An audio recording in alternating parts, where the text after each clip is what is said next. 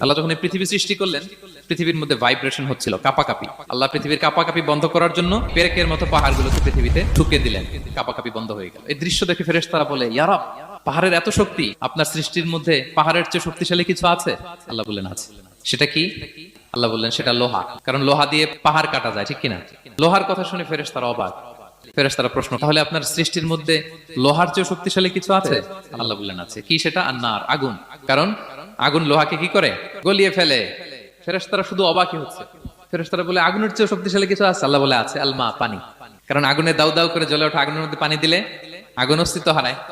ফেরেশতারা শুধু অবাকই হচ্ছে। তারা বলে, তাহলে পানির চেয়ে শক্তিশালী কিছু আছে? আল্লাহ বলেন আছে, রিহ, বাতাস। কারণ বাতাস পানিকে একদিক থেকে আরেক দিকে নিয়ে যায়। জলের মধ্যে বায়ুর উচ্ছ্বাস লাগলে জলোচ্ছ্বাস তৈরি হয়, ঠিক কিনা? ফেরেশতারা আবার অবাক হয়ে বলে, তাইলে বাতাসের চেয়ে শক্তিশালী কিছু আছে? আল্লাহ বললেন আছে। সেটা কি? বলতেছে বনি আদম। ওই মানুষ শক্তিশালী যে গোপনে দান করে।